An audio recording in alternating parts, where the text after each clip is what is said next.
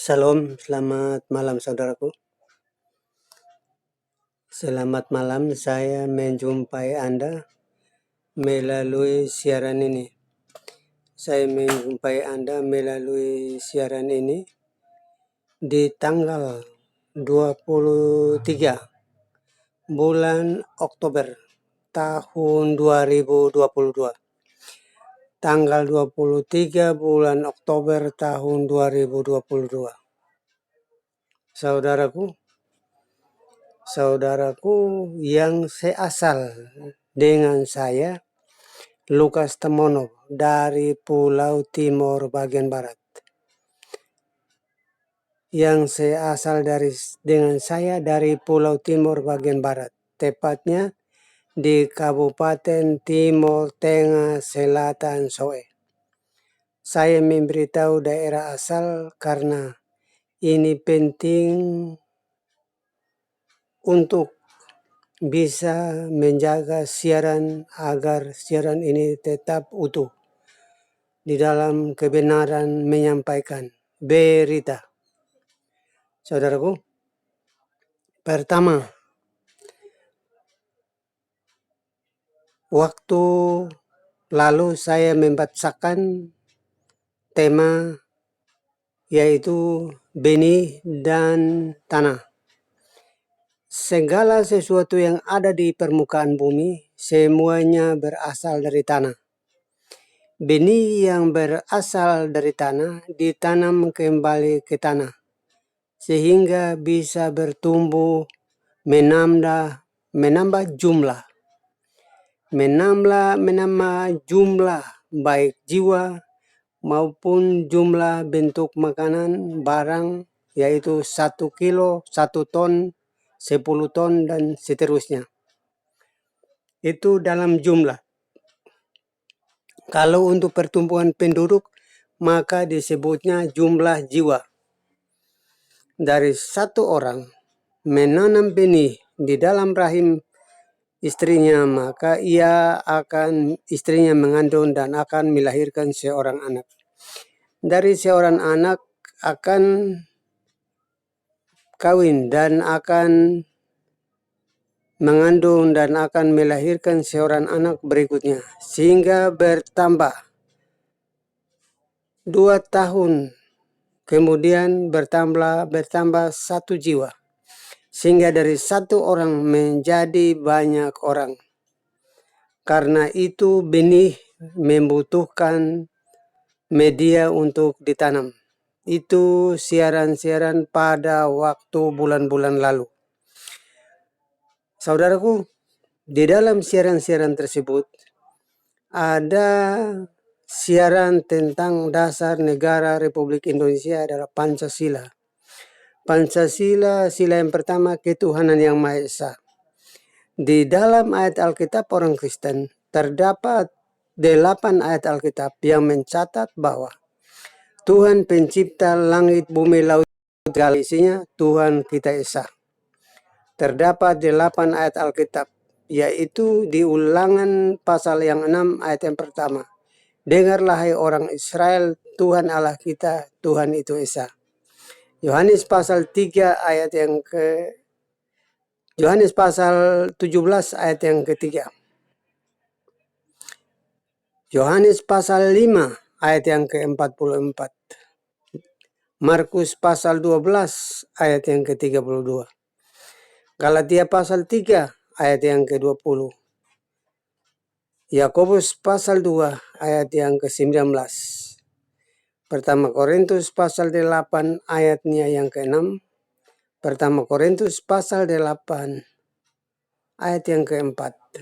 Saudaraku, saudara yang merasa diri berasal dari Pulau Timor bagian barat, yang seasal dari Pulau Timor, Anda memiliki negara Republik Indonesia karena di dalam Pancasila sebagai dasar negara Republik Indonesia, Alkitab orang Kristen mencatat 8 ayat yang mendukung Pancasila sebagai dasar negara kesatuan Republik Indonesia.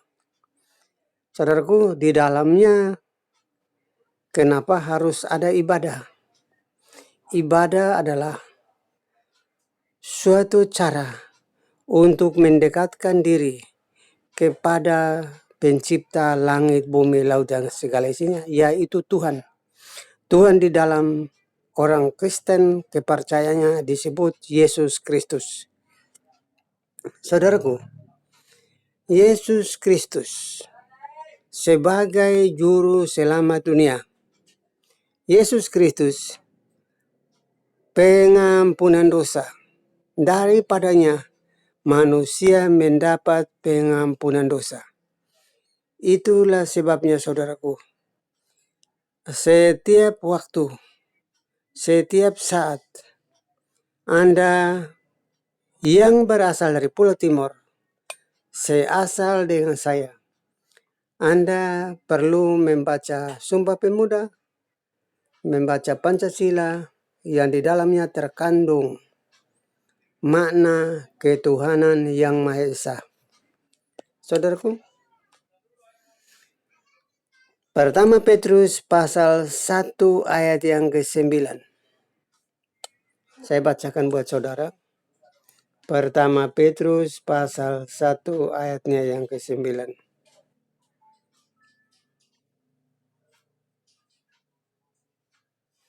Karena kamu telah mencapai tujuan imanmu, yaitu keselamatan jiwa. Orang berlomba-lomba untuk mencari keselamatan jiwa. Setelah mati, maka jiwanya harus mempunyai tempat. Tubuhnya mempunyai tempat, yaitu kembali kepada tanah, menjadi debu.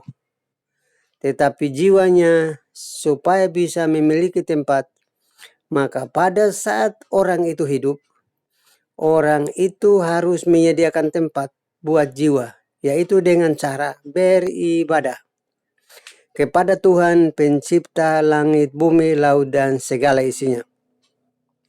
Saudaraku, Tuhan pencipta langit, bumi, laut, dan segala isinya adalah dasar dari kepercayaan orang Timur yang ada di kampung halamannya, yang ada di daerah-daerah lain, di seluruh wilayah Republik Indonesia, atau yang berada di luar negeri. Anda yang menangkap siaran ini, Anda perhatikan baik-baik.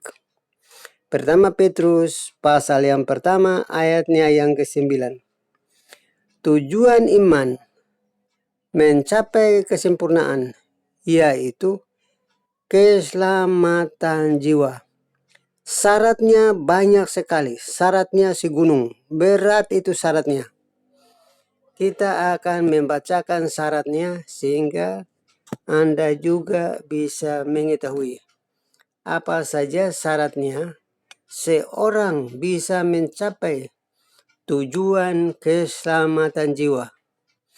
Kebanyakan orang yang ada di permukaan bumi, yang selalu dicari ialah makan, yang selalu dicari ialah minum, yang selalu dicari ialah pakai. Makan, minum, dan pakaian. Dan seles itu kebutuhan tubuh. Tapi kebutuhan roh dan jiwa itu harus disediakan pada saat orang itu masih hidup. Orang itu masih sebagai makhluk yang hidup. Maka itu harus disediakan. Contoh orang yang hidup di Yohanes pasal pertama, Yohanes pasal yang ketiga ayat yang ke-9.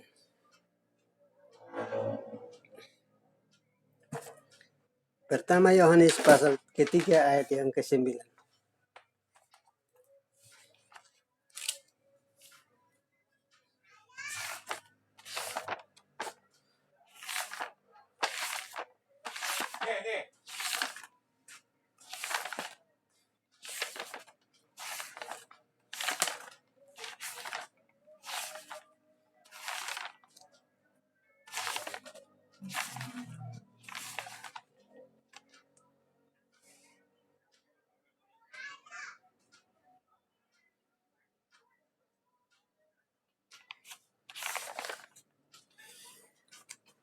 Pertama Yohanes pasal 3 ayat yang ke-9 bunyinya, setiap orang yang lahir dari Allah tidak berbuat dosa lagi. Sebab benih ilahi tetap di dalam dia dan ia tidak dapat berbuat dosa karena ia lahir dari Allah. Pertama Yohanes pasal 3 ayat yang ke-9, setiap orang yang lahir dari Allah tidak berbuat dosa lagi. Sebab benih ilahi tetap di dalam dia dan ia tidak dapat berbuat dosa karena ia lahir dari Allah. Saudaraku, itu alasan pertama. Orang yang tidak dapat berbuat dosa karena benar benih yang datang dari Allah. Benih itu yang berasal dari ilahi. Ia tidak mungkin berbuat dosa karena ia kudus, ia suci, dan ia murni. Sebagai manusia yang lahir dari darah dan daging, Anda dengan saya yang berasal dari Pulau Timor bagian barat. Anda merasa diri yang berasal dari Pulau Timor bagian barat, yang lahir dari darah dan daging. Markus pasal yang pertama ayatnya yang ke-9, Yesus dari Nazaret di tanah Galilea, ia dibaptis oleh Yohanes Pembaptis di Sungai Yordan. Merupakan syarat. Itu merupakan syarat untuk bisa mencapai titik pertumbuhan iman, mencapai tujuan keselamatan. Pertama kali harus dibaptis. Di dalam air itu harus dibaptis. Saudaraku, contoh yang lahir dari Allah yang tidak pernah berbuat dosa. Lukas pasal yang kedua ayat yang 6 dan yang ke-7. Saya akan bacakan kepada saudara Lukas pasal yang ke-6. Contoh orang yang lahir dari Allah dan tidak berbuat dosa.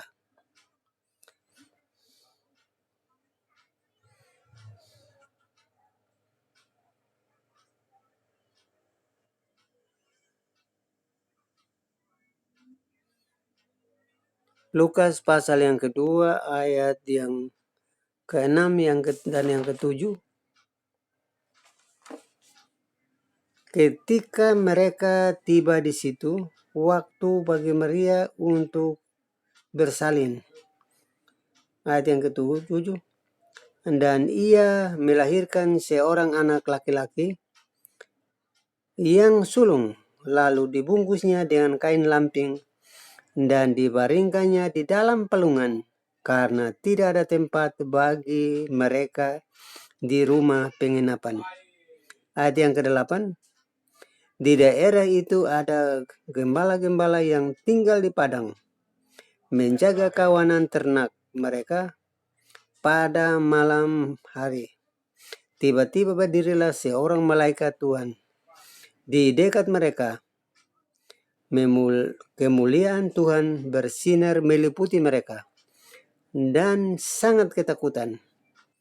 Lalu kata malaikat itu kepada mereka, jangan takut, sebab sesungguhnya aku memberitahukan kepadamu kesukaan besar untuk seluruh bangsa.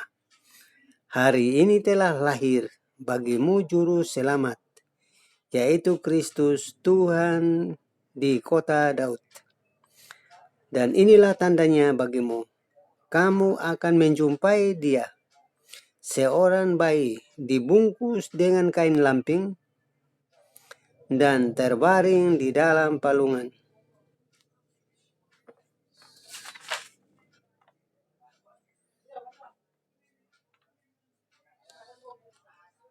Di Lukas pasal 2 ayat 24-25. Lukas pasal 2 ayat 24 dan 25. Untuk mempersembahkan korban menurut apa yang difirmankan dalam hukum Taurat, yaitu sepasang burung merpati, 2 ekor anak burung merpati. Adakah di Yerusalem seorang bernama Simeon? Ia seorang yang benar dan saleh yang menantikan penghiburan bagi Israel. Roh Kudus ada di atasnya. Roh Kudus ada di atasnya. Ayat 29 sampai 32. Sekarang Tuhan, biarkan hamba-Mu ini pergi dalam damai sejahtera sesuai dengan firman-Mu, sebab mataku telah melihat keselamatan yang daripada-Mu, yang telah Engkau sediakan di hadapan segala bangsa, yaitu terang yang menjadi penyataan bagi bangsa-bangsa lain dan menjadi kemuliaan bagi umat-Mu Israel. Saudaraku, rangkaian peristiwa, rangkaian kejadian dari Yesus lahir. Sekarang Yesus dibawa ke Bait Allah untuk diserahkan. Di sana ada seorang yang bernama Simeon, abdi Allah. Dia menantikan keselamatan daripada Tuhan. Sehingga pada saat Yesus dibawa dan diserahkan, lalu Simeon memberkati, ayat 33, dan Bapa serta ibunya amat heran dan segala apa yang dikatakan tentang dia. Lalu Simeon memberkati mereka dan berkata kepada Maria, "Ibu, anak itu sesungguhnya anak ini ditentukan untuk menjatuhkan atau membangkitkan banyak orang Israel, yang untuk menjadi suatu tanda yang menimbulkan perbantahan." Ayat 33, 35. Dan suatu pedang akan menembus jiwa, diberi supaya menjadi nyata pikiran banyak orang. Lagi pula di situ ada Hana, seorang nabi perempuan, dan Fanuel dari suku Aser. Ia sudah lanjut usia, umurnya sesudah kawin, tidak hidup. Sesudah kawin, ia hidup 7 tahun lamanya bersama suaminya. Dan sekarang ia janda dan ia berumur 84 tahun. Ia tidak pernah meninggalkan Bait Allah siang dan malam dengan berpuasa dan berdoa. Saudaraku, inilah Yesus umur 8 hari. Orang tua Yesus, yaitu Yusuf dan Maria, membawa Yesus ke dalam Bait Allah untuk diserahkan sesuai dengan adat istiadat orang Yahudi. Itu tahap pertama. Yesus menjadi contoh, menjadi teladan untuk kita ikuti, bukan kita meniadakan ayat-ayat ini. Yang berikutnya, saudaraku, Lukas pasal 2 ayat yang ke-42.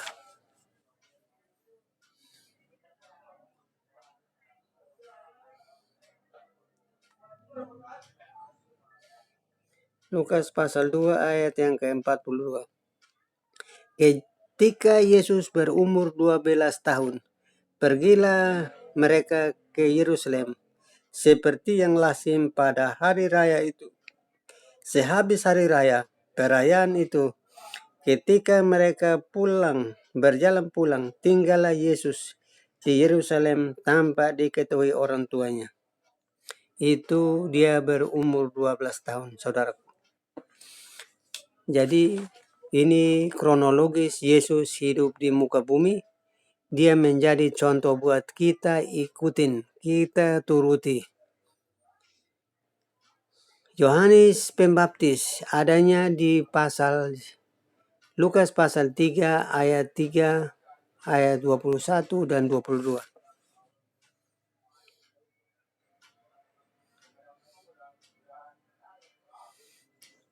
Lukas pasal 3 ayat 3. Maka datanglah Yohanes ke seluruh daerah Yordan dan menyerukan, bertobatlah dan diberilah dirimu dibaptis, dan Allah akan mengampuni dosamu. Saudaraku, kalau Anda dengan saya memberi diri dibaptis, maka dosa Anda dengan dosa saya akan diampuni. Tidak ada cara lain, saudaraku. Tidak ada cara lain untuk menghapus dosa. Apakah dosa asal atau dosa pribadi yang dibuat oleh saya dan Anda. Pada saat kita dibaptis, maka dosa kita akan diampuni. Itu pertama di Injil Yohanes pasal 3 ayat yang ketiga. Injil Yohanes pasal 3 ayat yang saudaraku, ayat yang keempat, ayat yang ke-21.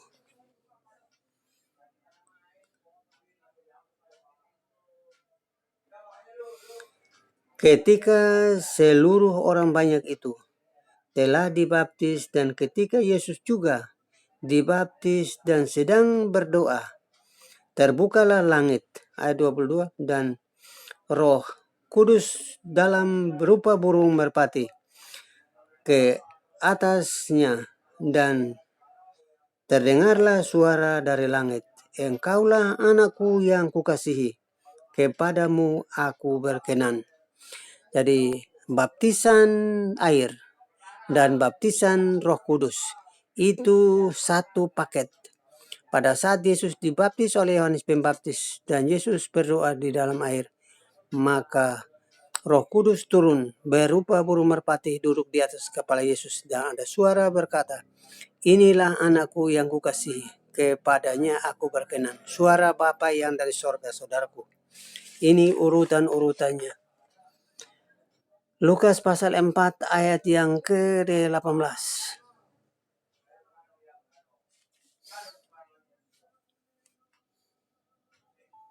Lukas pasal yang 4 ayat yang ke-18.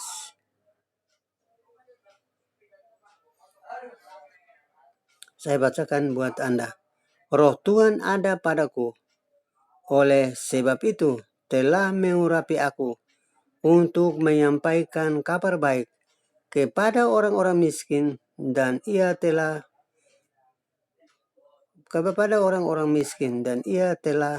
mengutus aku untuk memberitakan kebebasan kepada orang-orang tawanan dan penglihatan bagi orang-orang buta, untuk membebaskan orang-orang tertindas, untuk memberitakan rahmat Tuhan, tahun rahmat Tuhan yang telah datang. Itu di Lukas pasal 4 ayatnya 18, 19 dan ayat yang ke-20.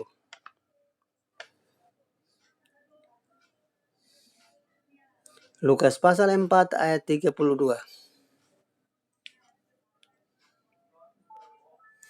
Lukas pasal 4 ayat yang ke-32. 31. Kemudian Yesus pergi ke Kapernaum, sebuah kota di Galilea, lalu mengajar di situ pada hari Sabat. Mereka takjub mendengar pengajarannya, sebab perkataannya penuh kuasa. Perkataan Yesus penuh dengan kuasa. Ayat yang ke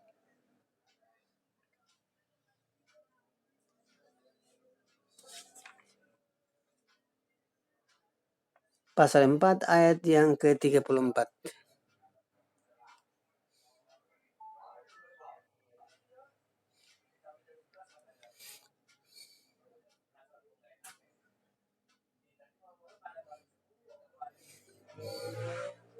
Ayat yang ke-33. Dan di dalam rumah ibadat itu ada seorang yang kerasukan setan.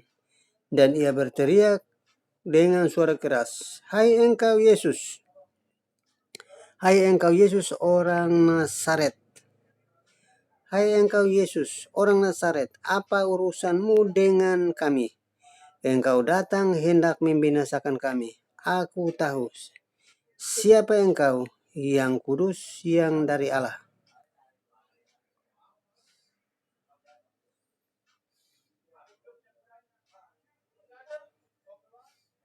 Saudaraku, itu ayat-ayat yang mendukung Yesus di dalam pelayanan, di dalam melaksanakan pekerjaannya.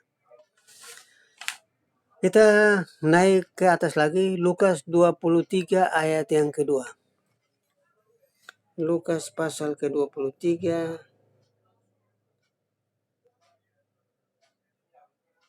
Lukas 23 ayat 22. Lukas 23 ayat 2. Di situ mereka lalu menuduh dia, katanya, "Telah kedapatan oleh kami bahwa orang ini menyesatkan bangsa kami. Ia melarang membayar pajak pada kaisar, dan tentang dirinya ia mengatakan bahwa ia adalah Kristus, yaitu Raja." Saudaraku, ini mulai di orang-orang Yahudi sudah menuduh Yesus dalam melaksanakan tugas dan pekerjaannya. Ia melaksanakan tugas dan pekerjaannya penuh kuasa, penuh mujizat. Maka ahli Taurat dan orang Farisi mulai menuduh Yesus. Di pasal yang ke-23 ayat yang kedua.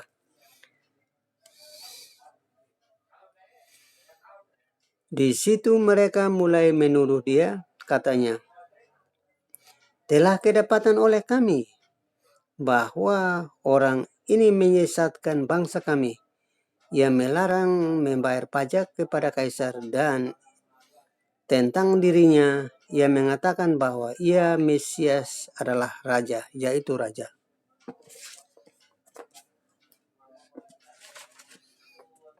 Saudaraku, Lukas pasal 4 ayat yang ke-40,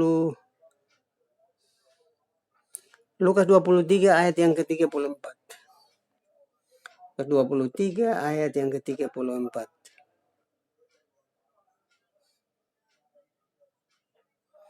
Yesus berkata,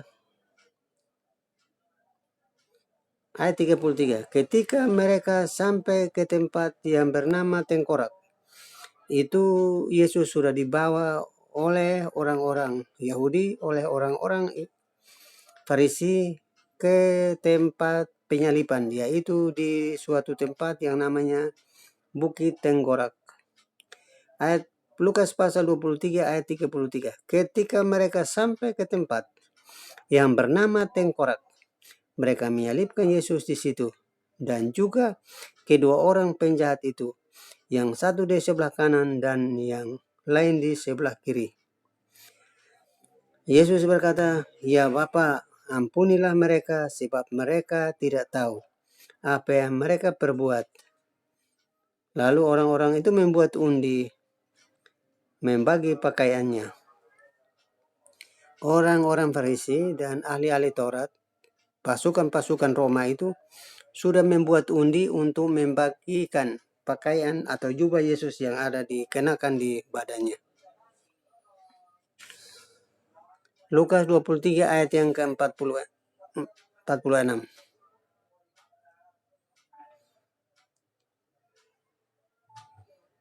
Lukas 23 ayat 46.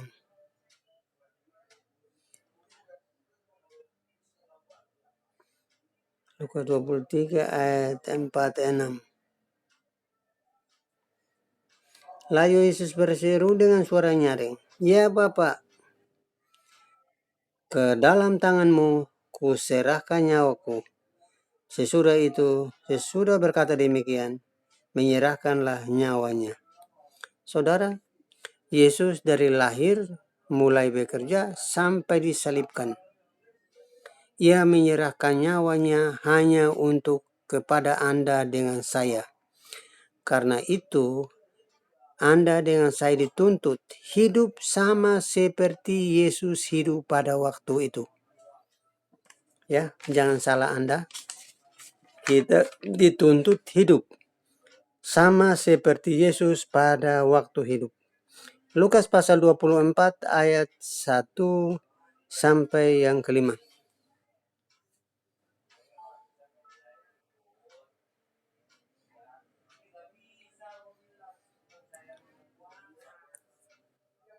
Tetapi pada pagi-pagi, benar, pada hari pertama minggu itu, mereka pergi ke kubur membawa rempah-rempah yang telah disediakan mereka. Ayat yang kedua, mereka mendapati batu sudah terguling dari kubur itu. Ayat yang ketiga, setelah masuk, mereka tidak menemukan mayat Tuhan Yesus.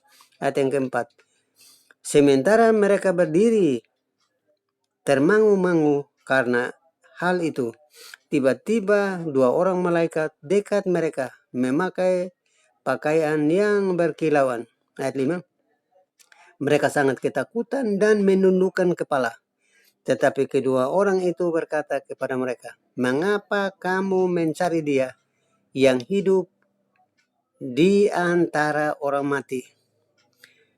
Ia tidak ada di sini. Ia telah bangkit. Ingat apa yang dikatakannya. Kamu ketika masih ia hidup di Galilea, yaitu bahwa anak manusia harus diserahkan ke tangan orang-orang berdosa untuk disalibkan dan akan bangkit pada hari yang ketiga. Maka teringatlah mereka akan perkataan Yesus itu.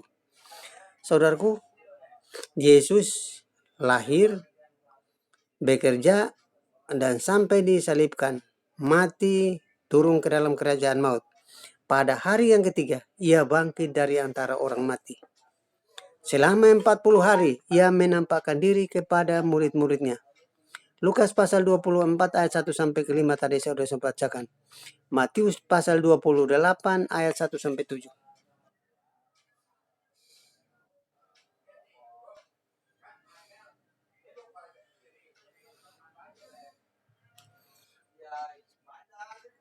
Setelah hari Sabat lewat, menjelang menyingsingnya fajar pada pertama minggu itu, pergilah Maria Magdalena dan Maria yang lain menengok kubur itu. Maka terjadilah gempa bumi yang hebat, sebab seorang malaikat Tuhan turun dari langit, datang ke batu itu dan menggulingkannya, lalu duduk di atasnya. Wajahnya berkilauan dan pakaiannya putih bagaikan salju. Dan ia penjaga-penjaga itu gemetar ketakutan, menjadi seperti orang mati. Akan tetapi malaikat itu berkata kepada perempuan-perempuan itu, jangan kamu takut, sebab aku tahu kamu mencari Yesus yang disalibkan itu.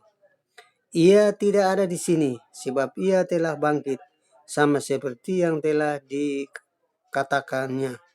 Mari lihatlah tempat ini, dia terbaring. Ayat yang ketujuh, dan dengarlah dan segeralah pergi dan katakanlah kepada murid-muridnya bahwa ia telah bangkit dari antara orang mati. Ia mendahului kamu ke Galilea. Di sana kamu akan melihat dia. Sesungguhnya aku telah mengatakannya kepada kamu. Jadi malaikat Tuhan berkata kepada Maria dan Maria yang lain yang datang ke kubur untuk menyiram bunga-bunga ke situ. Mereka menemukan kubur itu kosong karena Yesus sudah kembali ke Galilea. Saudaraku, pada Yesus saat hidup, pada saat Yesus bekerja, dan pada saat Yesus itu mati. Saudaraku, Kisah Rasul pasal yang pertama, ayatnya yang keempat. Ini urutan-urutannya, saudaraku. Tadi udah dilahir, udah diserahkan di rumah ibadah pada hari yang ke-8, dan umur 12 tahun ia bercakap-cakap dengan tokoh-tokoh agama di dalam bait Allah, dan ia dibaptis dan ia bekerja di umur 30 tahun. Kisah Rasul pasal yang pertama, ayatnya yang keempat. Dan penjaga-penjaga itu gemetar, ketakutan, dan menjadi seperti orang mati. Oh ya, Kisah Rasul pasal yang pertama, ayat yang keempat.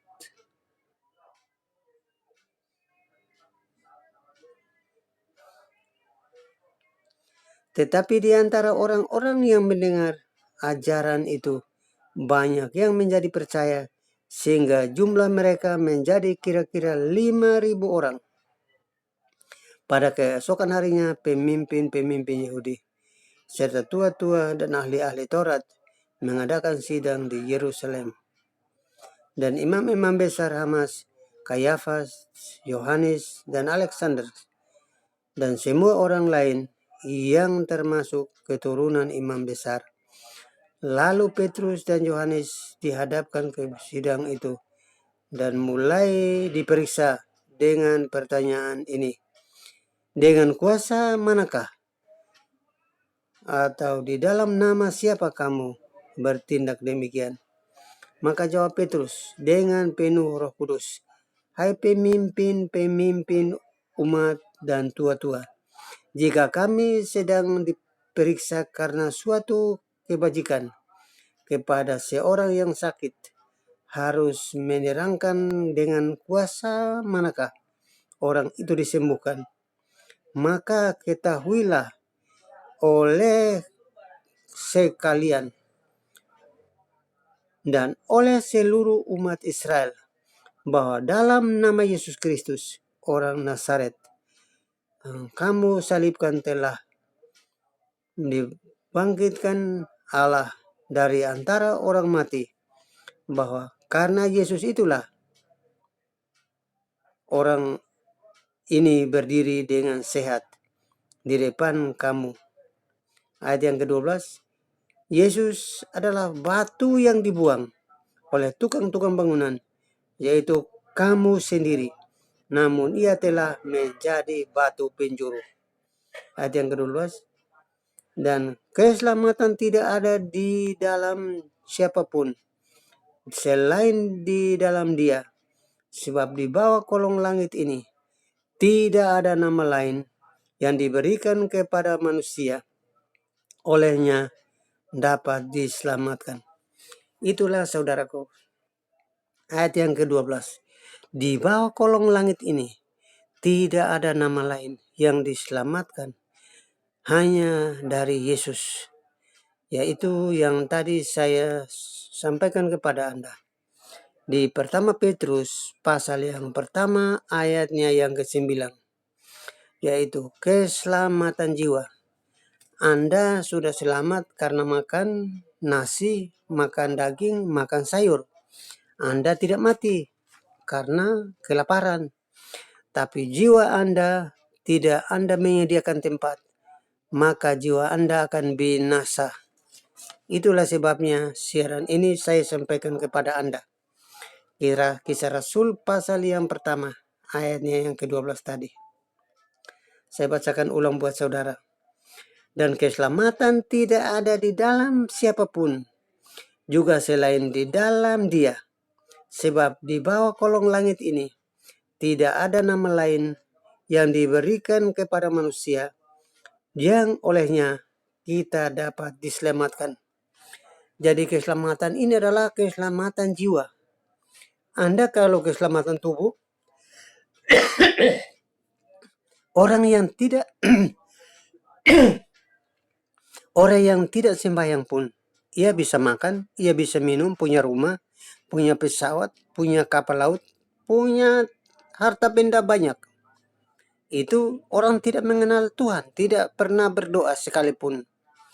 Tetapi hanya untuk tubuhnya saja ia selamat. Setelah ia mati, jiwanya akan binasa. Yang dibicarakan tentang doa dan permohonan kepada Tuhan, yaitu mencari keselamatan jiwa, saudaraku yang pendeta, saudaraku yang katanya orang sekolah teologi, saudaraku yang pintar rohani, yang bicara firman di luar otak, tapi Anda jadi palang pintu kerajaan sorga. Kenapa saya bisa bilang begitu? Banyak orang atas nama Tuhan Yesus, bicaranya di dalam mulutnya nama Tuhan Yesus, tapi melarang orang membaptis dalam baptisan air. Karena baptisan air adalah baptisan pengampunan dosa. Baptisan air adalah baptisan pengampunan dosa. Dan baptisan air satu paket dengan baptisan Roh Kudus. Apabila Anda serahkan dirimu dibaptis di dalam nama Bapa, Anak, dan Roh Kudus, maka Anda akan dikuasai oleh kuasa Allah, kuasa ilahi, sehingga Anda sifat dunia akan Anda meninggalkannya dan Anda memilih mengikuti jalan Tuhan, jalan damai sejahtera.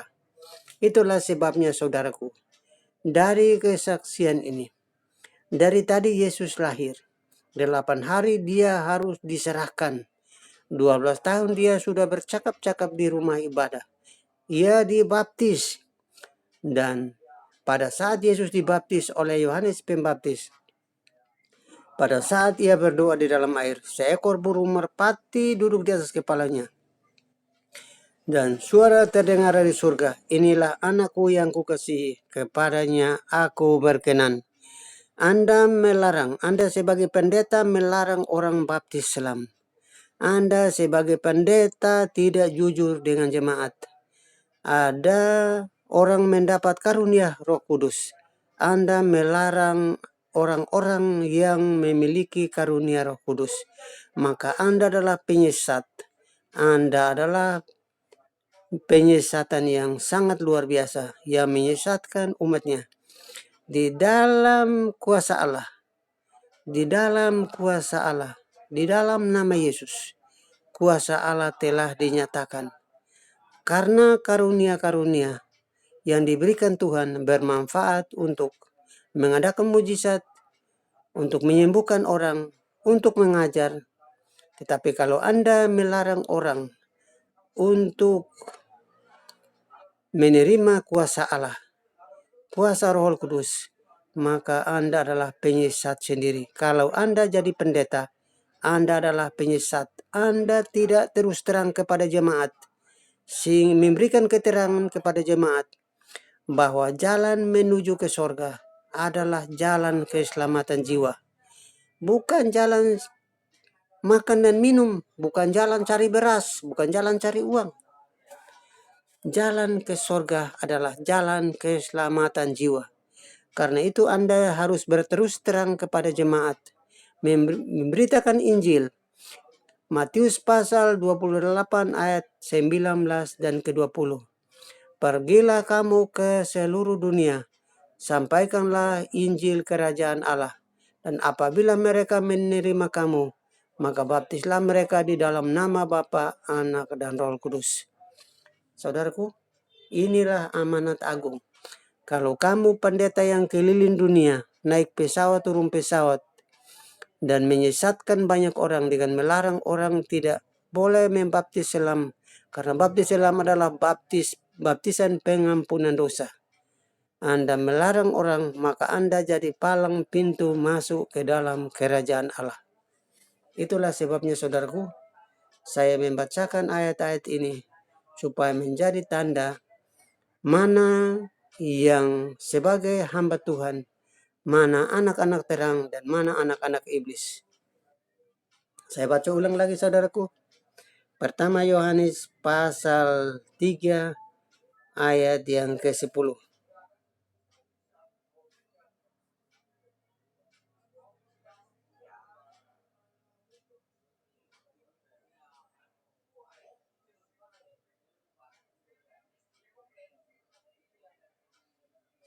Inilah pertama Yohanes pasal 3 ayat yang ke-10 bunyinya. Inilah tandanya anak-anak Allah dan anak-anak iblis. Setiap orang yang tidak berbuat kebenaran. Saya bacakan ulang. Setiap orang tidak berbuat kebenaran.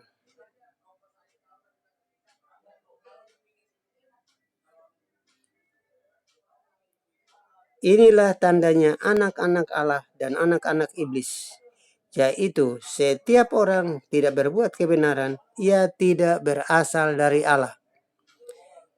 Setiap orang yang tidak berbuat kebenaran, ia tidak berasal dari Allah, kecuali ia berasal dari iblis. Sekalipun ia pendeta, sekalipun ia pastor, sekalipun dia apa namanya, yang punya gelar, yang mempunyai titel, tetapi kalau dia melarang orang melakukan kebenaran, yaitu Yesus pada hidup, bagaimana ia hidup, kita sebagai umatnya, kita harus hidup seperti Yesus pada saat hidup. Saudaraku, itu firman adalah firman yang hidup. Pertama Yohanes pasal 3 ayat yang ke-10. Ini tandanya anak-anak Allah dan anak-anak iblis. Setiap orang yang tidak berbuat kebenaran, ia tidak berasal dari Allah. Ia berasal dari iblis kalau tidak buat kebenaran. Tapi kalau ia berbuat kebenaran, ia berasal dari Allah.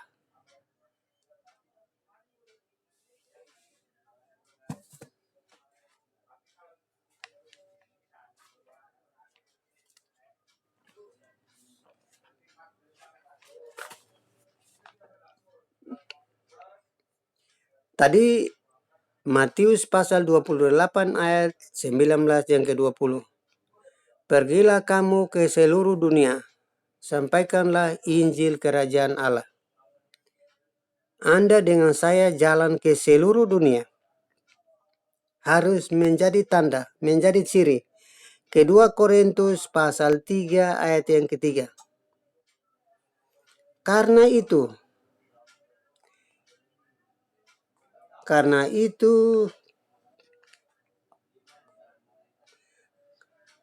telah ternyata bahwa kamu adalah surat Kristus yang ditulis oleh pelayanan kami.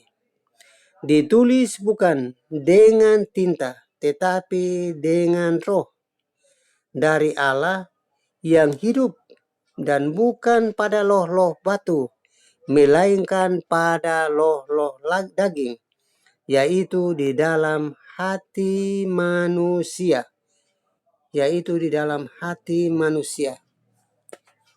Anda kalau pergi melayani, Anda adalah surat yang berasal dari Kristus. Anda melayani surat yang berasal dari Kristus, yang di dalamnya adalah Roh Kudus yang bisa membawa Anda untuk melayani. Dan yang dicatat di sana, ya catatannya adalah catatan Roh Kudus. Yang ditulis bukan dengan tinta. Yang ditulis bukan dengan tinta di atas kertas atau di loh-loh daging, melainkan di dalam hati manusia. Pertama Korintus pasal 1 ayat yang ke-22. Roh Kudus disebut matrai. Sesungguhnya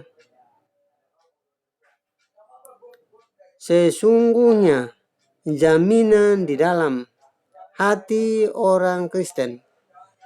Karena kamu telah mendengar firman kebenaran, yaitu Injil keselamatanmu.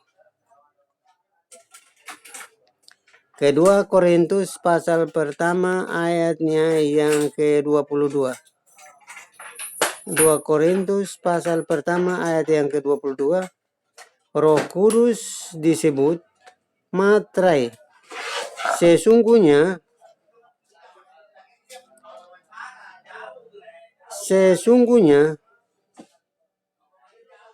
jaminan di dalam hati orang Kristen. Karena kamu telah mendengar firman kebenaran, yaitu Injil keselamatan.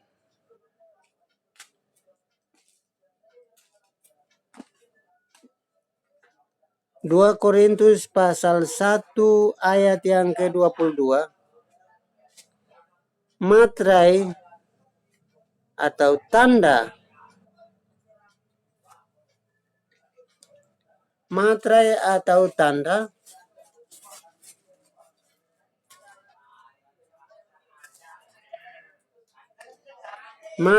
tanda atas kita dan dibenarkan menurut roh. Karena di dalam hati kita sebagai jaminan dari semua yang telah disediakan untuk kita.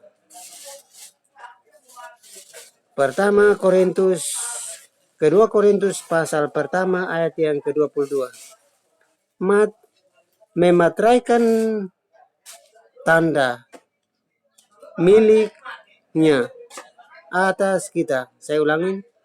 Kedua Korintus pasal 1 ayat 22. Memeteraikan tanda miliknya atas kita yang diberikan Roh Kudus dalam hati kita sebagai jaminan dari semua yang telah disediakan untuk kita. Efesus pasal pertama ayat yang ke-14.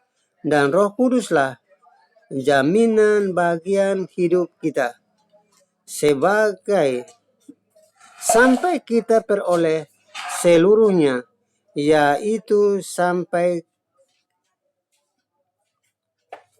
kita olehnya, yaitu penebusan yang menjadikan kita milik Allah untuk memuji dan memuliakan Allah. Efesus pasal 1 ayat yang ke-14. Dan Roh Kuduslah jadi jaminan bagian hidup kita sampai kita peroleh seluruhnya, yaitu penebusan yang menjadikan kita milik Allah untuk memuji dan memuliakan namanya. Saudaraku, itulah surat hidup yang menjadi nyata di dalam kita. Jadi bukan ditulis dengan tinta atau pulpen di atas kertas yang dikirim. Kita langsung karena Roh Kudus yang ditaruh di dalam hati kita, dimateraikan hidup kita, sehingga kemana saja kita pergi, kita hanya membawa dan memuliakan nama Tuhan dengan apa yang ada di dalam kita. Saya bacakan ulang, Efesus pasal pertama ayat yang ke-14. Dan Roh Kuduslah jaminan bagian hidup kita sampai kita peroleh seluruhnya, yaitu penebusan yang menjadikan kita milik Allah untuk memuji dan memuliakan namanya. Itulah saudaraku, banyak ayat-ayat pendukung dari firman Tuhan yang membawa kita lebih mendekati kepada apa yang diinginkan oleh Tuhan, yaitu keselamatan jiwa. Kebanyakan orang yang hidup di atas muka bumi ini hanya memikirkan makan, minum, pakai, dan setelah itu mati dan ditanam di dalam tanah. Dan dia tidak memikirkan tentang kebutuhan jiwanya. Itulah sebabnya semakin ia sembahyang, semakin ia berdoa, Tuhan makin jauh. Kejahatan makin merajalela, kejahatan makin menguasai hidupnya, sehingga ibadah yang dilakukan oleh manusia seperti itu sia-sia adanya. Membuang waktu sia-sia, membuang biaya yang katanya untuk melayani Tuhan, tetapi pelayanan yang dilakukan atas keinginan daging, atas keinginan dirinya sendiri, tidak melibatkan Tuhan di dalamnya. Karena Yohanes pasal 4 ayat yang ke-24, Tuhan adalah roh, barang siapa menyembah Bapa harus menyembah di dalam roh dan kebenaran. Saya baca ulang saudaraku. Yohanes pasal 4 ayat yang ke-24.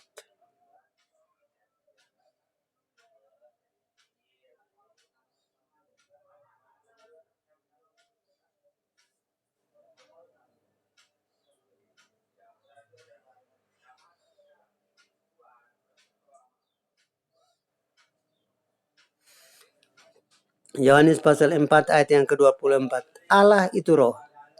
Barang siapa menyembah dia harus menyembah di dalam roh dan kebenaran. Itulah saudaraku, Allah kita roh. Di Kejadian pasal 1 ayat 1, 2, dan 3.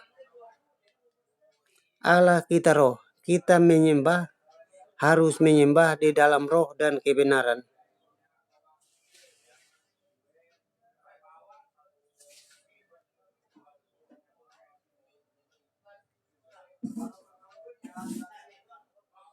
Kejadian pasal 1 ayat 1, 2, dan 3. Pada mulanya Allah menciptakan langit dan bumi, bumi belum berbentuk dan kosong. Dan roh Allah melayang-layang di atas permukaan air. Berfirmanlah Allah, jadilah terang, lalu terang itu jadi. Roh Allah melayang-layang di atas permukaan air.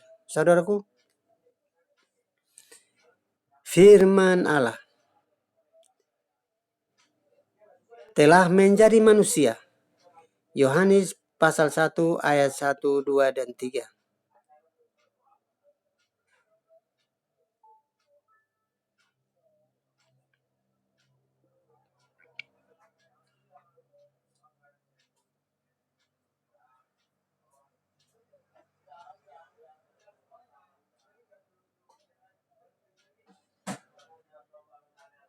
Yohanes pasal 1 ayat 1, 2, dan 3. Pada mulanya adalah firman, dan firman itu bersama-sama dengan Allah. Pada mulanya bersama-sama dengan Allah. Segala sesuatu dijadikan oleh Dia, dan di dalam Dia, dan tanpa Dia sesuatu pun yang telah dijadikan dari segala yang telah dijadikan. Saya baca ulang ayat yang ketiga. Segala sesuatu dijadikan oleh Dia, dan tanpa Dia tidak ada suatu pun yang jadi dari segala yang dijadikannya. Yohanes pasal pertama ayat pertama, 2, dan 3. Firman sudah telah menjadi manusia. Pada mulanya adalah firman, dan firman sudah menjadi manusia. Saudaraku, Yohanes pasal 4 ayat yang ke-24. Allah itu roh. Barang siapa menyembah Dia harus menyembah di dalam roh dan kebenaran. Kalau orang hidup di muka bumi udah tahu kebenaran, tapi dia masih merahasiakan, dia masih menipu orang lain dengan khotbah-khotbah yang tidak memuliakan Tuhan, artinya tidak memenuhi syarat, maka dia menipu dirinya sendiri. Anda yakin bahwa gereja-gereja yang tidak memuliakan Tuhan, suatu hari gerejanya akan kosong gedungnya, jemaatnya akan tidak ada. Itulah sebabnya Roh Tuhan bekerja di seluruh permukaan bumi melalui hamba-hambanya yang melayani siang dan malam di mana tempat berada. Yohanes pasal 1 ayat 1, pada mulanya adalah firman, dan firman itu bersama-sama dengan Allah, dan firman itu adalah Allah itu sendiri.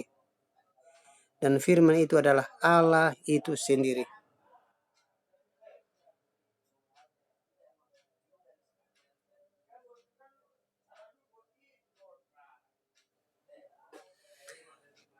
Ayat yang ke-14, Yohanes pasal 1 ayat 14. Firman itu telah menjadi manusia, diam di antara kita, telah melihat kemuliaannya, yaitu kemuliaan yang diberikan kepadanya sebagai anak tunggal Bapa, penuh kasih karunia dan kebenaran. Saudaraku, itulah sebabnya setiap hari banyak orang mulut berbusa-busa untuk menyampaikan kebenaran Tuhan. Karena semakin banyak zaman ini canggih, maka semakin banyak orang menjauh dari Tuhan. Karena apa yang dicari adalah yang dilihat dengan mata, yaitu mobil, kapal, nasi, daging, dan itu kebutuhan jasmani yang sebentar nanti tubuhnya mati, masuk ke kubur dan dikubur. Tetapi jiwanya pasti binasa. Saudaraku, di pertama Petrus pasal yang pertama ayatnya yang ke-10.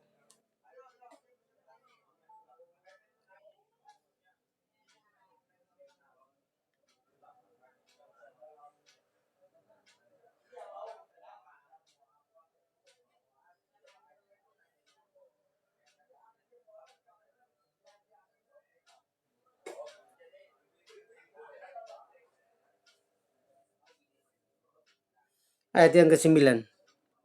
Saya bacakan buat Anda. Karena kamu telah mencapai tujuan imanmu. Apa itu arti iman, saudaraku? Iman ialah percaya apa yang tidak dilihat dan berharap tentang apa yang belum dilihat. Yakin dan percaya apa yang tidak dilihat. Itu iman, saudaraku. Yang dilihat dengan mata itu bukan iman, kan sudah kelihatan.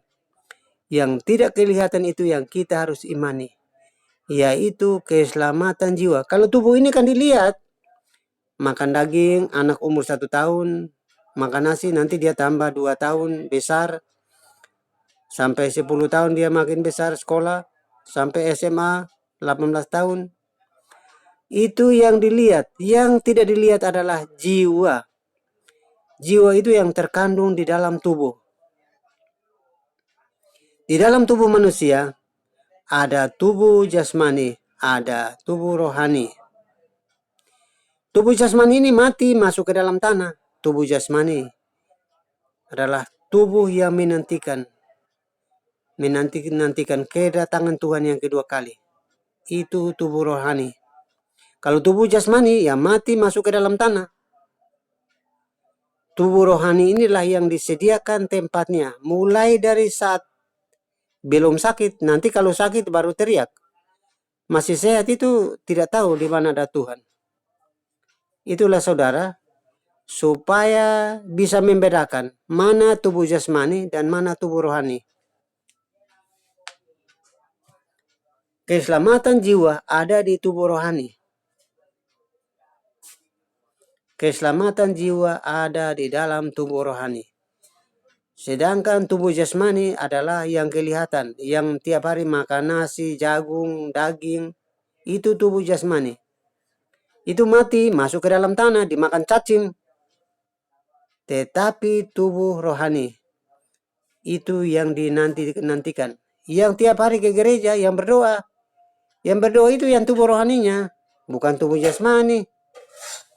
Yang tubuh jasmani ini orang kafir aja orang bisa dapat beli kapal, beli oto, beli mobil, punya kuda banyak, punya sapi banyak. Itu tidak usah berdoa, kerja keras pasti dapat. Orang berdoa tujuannya mencapai iman, yaitu keselamatan jiwa. Di pertama Petrus pasal yang pertama ayat yang ke-9. Ya, ingat baik-baik saudaraku, yang berasal dari Pulau Timur bagian barat. Anda yang berada di Pulau Timur, 5 kota kabupaten atau 1 kota media, atau Anda yang berada di kota-kota lain atau ada di luar negeri yang sedang bekerja. Apabila Anda mendengarkan siaran ini, perhatikan baik-baik. Pertama Petrus pasal yang pertama ayatnya yang ke-9. Yang kita butuhkan ialah mencari keselamatan jiwa apabila setiap waktu Anda berdoa. Berdoa itu supaya mencapai tujuan imanmu, yaitu keselamatan jiwa. Itu tujuan utama saudaraku. Keselamatan jiwa itu yang dicari. Tetapi kalau ada orang yang menipu Anda dengan teori-teori yang sekolah-sekolah yang doktor, yang sarjana, yang dengan teorinya yang menipu Anda harus meneliti. Anda harus menguji mana yang berasal dari Tuhan, mana yang berasal dari manusia. Itulah sebabnya di dalam siaran ini, apabila Anda menangkap, maka Anda harus bisa menguji coba dengan ayat-ayat yang tadi Anda mencatat. Karena setiap kali saya memberitahukan kepada Anda ayat-ayat yang sudah difirmankan Tuhan, yang dicatat oleh nabi-nabi, yang dicatat oleh rasul-rasul, sampai hari ini, yang kita cari adalah keselamatan jiwa apabila kita sedang berdoa. Kalau untuk keselamatan tubuh yang nanti dikubur masuk ke dalam tanah, orang kafir pun yang tidak berdoa itu tahu nanti mati harus dikubur. Tetapi yang berdoa, yang bikin gedung gerejanya tinggi-tinggi, nah itu harus hati-hati. Karena yang dicari adalah keselamatan jiwa. Saya menantang Anda yang pendeta, Anda yang sekolah teologi, yang sekolahnya tinggi, dan Anda masih menipu jemaat yang tidak memberitahukan sesungguhnya jalan kebenaran Tuhan. Maka Anda sesungguhnya adalah nabi palsu atau pemberita Injil bohong. Karena apa yang difirmankan Tuhan, Anda meniadakannya. Anda memberitahukan yang menguntungkan Anda di dalam menjalankan tugas. Sementara yang sesungguhnya adalah keselamatan jiwa, Anda tidak memberitahukan rahasianya kepada jemaat. Sehingga jemaatnya bisa keluar masuk gereja, malah tidak bisa gereja sama sekali. Karena itu Anda harus bertanggung jawab apa yang Anda sampaikan setiap hari kepada orang lain. Apabila bermanfaat, maka yang tadi saya bacakan. Pertama Petrus pasal yang ke-1 ayatnya yang ke-9, yaitu keselamatan jiwa. Terima kasih saudaraku. Siaran malam ini saya sampaikan kepada Anda tanggal 23 bulan Oktober tahun 2022. 2 bulan lagi kita masuk di tahun baru 2023. Artinya Tuhan Yesus hadir di muka bumi ini 2000 tahun lebih. Sementara Anda dengan saya menikmati zaman modern, zaman yang canggih. Berarti cara berpikir kita harus lebih canggih lagi dalam melayani Tuhan dengan hidup kita. Sehingga kita tidak sia-siakan waktu yang kita gunakan. Anda sebelum kemana-mana Anda menggunakan masker, cuci tangan sesudah dan sebelum beraktivitas. Yang ketiga, berusaha menghindari kerumunan banyak orang. Sehingga pemerintah Republik Indonesia mengumumkan bahwa COVID-19 hilang total dari tanah air Indonesia. Maka Anda dengan saya bebas dari hukum COVID. Terima kasih, salam sehat dan salam sadar buat Anda yang belum sadar tentang jalan hidup.